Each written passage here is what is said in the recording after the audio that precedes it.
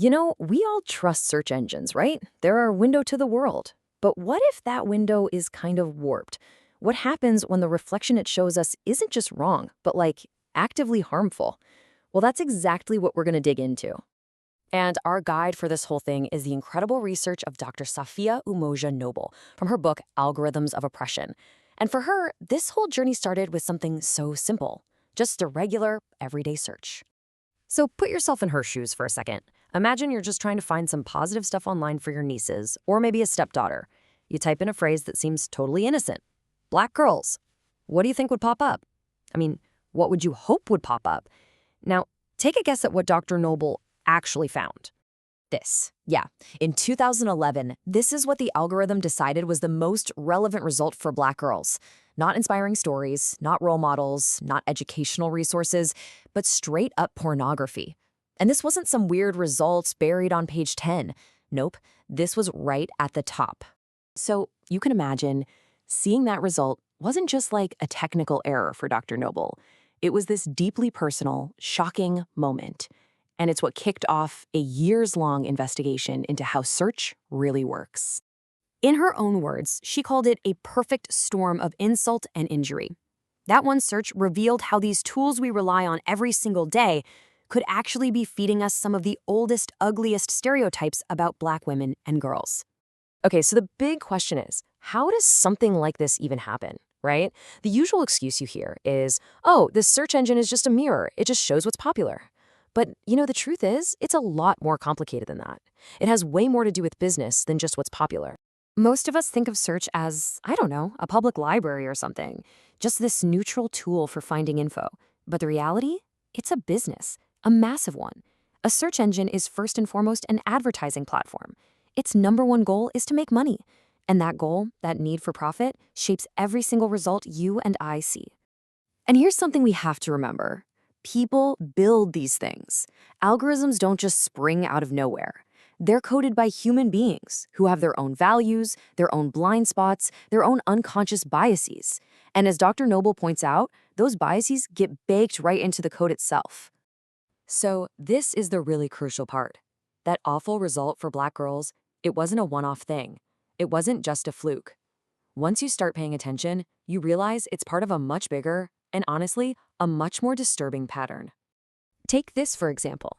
Back in 2009, if you searched for the First Lady, Michelle Obama, you'd get hit with these incredibly racist and offensive doctored images. And again, this wasn't some fringe website stuff. This was a top result on the biggest search engine in the world. And the pattern just kept going. Fast forward to 2015, someone searches for a horrible racial slur on Google Maps, and where does it point them? Directly to the White House, which at the time was home to the country's first Black president. Now, Google called it inappropriate, sure, but for a lot of people, it just looked like more proof that something was deeply wrong with the system. Or get this, look at the autocomplete suggestions. You start typing, why are Black women so, and the algorithm helpfully suggests things like angry, loud, lazy, awful stereotypes. But then you type, why are white women so, and the suggestions are pretty, beautiful, perfect. See the difference?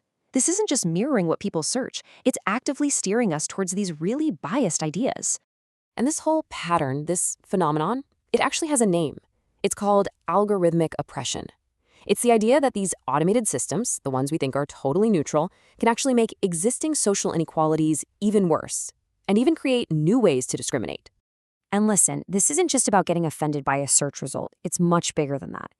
This digital bias, it doesn't just stay on the screen. It bleeds out into the real world, and sometimes with absolutely terrifying results. Because what we see online shapes what we believe, how we feel, and what we do. Think about this. In 2015, Dylan Roof committed that horrific act of racist violence in Charleston. And what was one of the things that fueled his hatred? Well, according to reports, his whole journey down that rabbit hole of extremism, it all started with a simple internet search. And that's what Dr. Noble's research really drives home.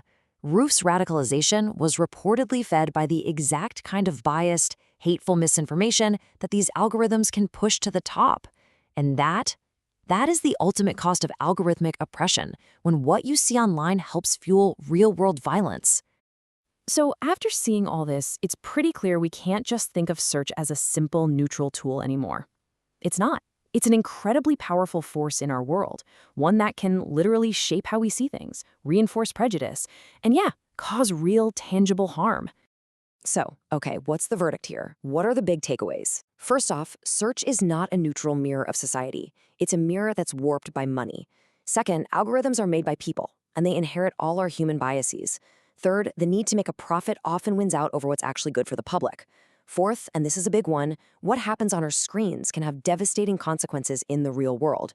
And finally, probably the most important thing to remember is these aren't just glitches, they're features. They're the predictable results of a system working exactly as it was designed. Look, at the end of the day, search engines promise to show us a world of information, but we have to ask ourselves, what world are they actually showing us? We have to be critical. We have to be investigators, because that algorithm's gaze, it's powerful, and it's pointed right at every one of us. So what we choose to see, and maybe more importantly, what we demand to see differently, well, that matters more than ever.